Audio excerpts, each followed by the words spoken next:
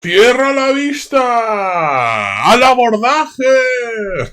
Muy buenas y bienvenidos mis queridos amigos y amigas. Solo os quería anunciar que desde el 8 al 11 de febrero se podrá jugar totalmente gratis y sin límite de tiempo al Skull and Bones. Sí, mis queridos amigos y amigas, capitanes, capitanas, preparados, porque del 8 al 11, unos pocos días antes se podrá precargar, no os preocupéis que ya os avisaré. Del 8 al 11 podremos jugar todo lo que queramos a este nuevo juego de Ubisoft, unos pocos días antes de que salga. Skull and Bones tendrá su beta abierta como esperábamos. Si os habéis perdido algo, ya sabéis que en el canal estuvimos jugando y encima vamos a regalar cositas por vernos en Twitch durante, seguramente, si todo va bien, durante este tiempo. Estaos atentos al canal, activar la campanita y seguirnos en Twitch, en el TITO de YouTube para no perderos nada. Ahora os dejo con un vídeo de cómo ser los capitanes maestros en Skull and Bones. Nos vemos del 8 al 11. ¿Estáis preparados para capitanear a los piratas? ¡Ahoy! ¡Al abordaje! An ocean full of treasure to plunder? A sea monster that can destroy your ship with a single hit? A pirate lord who rains poison from the sky? All of this and more awaits when Skull and Bones set sail on February 16th, welcoming you to the cutthroat world of the Indian Ocean set during the golden age of piracy. While you start off as a shipwrecked outcast, you will fight, forge alliances, and make enemies as you build your empire and become a kingpin of the seas. And what then? Well, as a kingpin, you'll have the power to take on endgame events and challenges worthy of a pirate of your stature. But you will not remain unchallenged. Skull and Bones will make you fight to keep your power and influence over the riches in the Indian Ocean. In a recent co-op gameplay session, we had the opportunity to play around in Skull and Bones' endgame. Your level in the game is measured by infamy, and we were set at Kingpin, the highest ranking. Because of that, we had a substantial fleet of ships and weapons at our disposal to take on Skull and Bones' endgame loot, which is full of opportunities to take on legendary challenges, cement yourself as a powerhouse in different regions of the Indian Ocean, and even change up a few early game mechanics. One such opportunity is capturing manufacturers. Early in the game, you plunder outposts for valuable resources to upgrade items or complete contracts. Now, with world events like Hostile Takeover and Legendary Heist, more on those in a minute, you can take control of those manufacturers and make them work for you, making it a valuable asset to your empire. While you're off plundering unsuspecting merchants, it will passively earn you pieces of 8, a valuable currency used to buy rare and deadly black market items, such as the blueprint for a gun that can spit fire at your enemies. As you take over more manufacturers, you can set up your own trade routes and establish yourself as an economic powerhouse in different regions across the Indian Ocean. We were intrigued by the possibility of setting up our own production chain, so my party started a Hostile Takeover world event. We had a small fleet of ships to choose from, and we all picked the Brigantine, a DPS-class ship designed for high damage and a quick getaway, loaded it up with hard-hitting cannons and missiles, and set sail. In a Hostile Takeover event, you attack an outpost that has a production chain in order to, well, take it over and make it yours. Hostile Takeovers are a PvPvE event in which you have to take out towers on the land, survive attacking ships rushing to the outpost's defense, and fend off other players who have come to claim the manufacturer for their own. My approach was simple: use powerful long-range cannons across my bow to inflict massive damage while enemy ships sailed into the harbor, use short-range cannons to weaken them further until they got close enough to board, or close enough to ram my bow into their broadside, which is incredibly satisfying. Like really, really satisfying.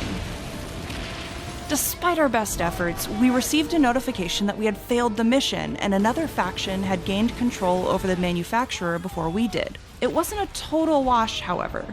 Even if you fail a mission in Skull and Bones, there are still opportunities to take advantage of.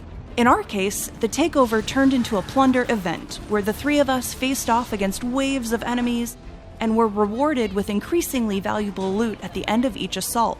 It wasn't what we came for, but it was a great way to find our sea legs as a team and figure out how to work together in combat. Now it was time to try a new tactic to win a production chain. Take part in a legendary heist. This co-op event is technically PvE, but there's still a chance for a dogfight against other players, but we'll get to that in a minute. We set our sights on taking out a merchant convoy, where we would steal their goods and transport them to, shall we say, an interested party?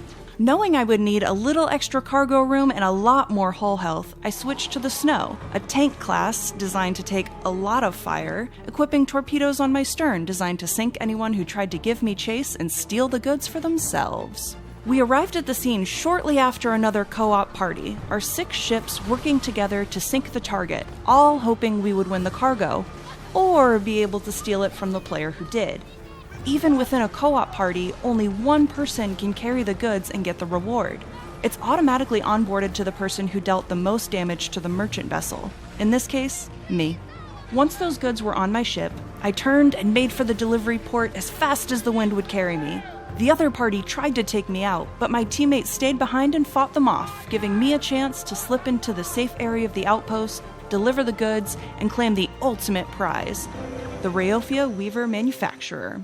Time to see what we had fought so hard to win. It turns out, the Rayofia Weaver was a white skull rum manufacturer located just north of the pirate den St. Anne, and it would net 60 pieces of 8 per hour once up and running, a hefty sum for any kingpin.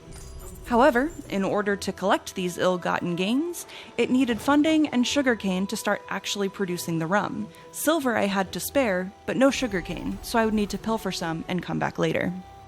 But before I could get to the sugarcane, it was time to go hunting. We picked up the Jaws of Retribution contract, where we needed to find, kill, and deliver the eye of a Tylosaurus to another pirate.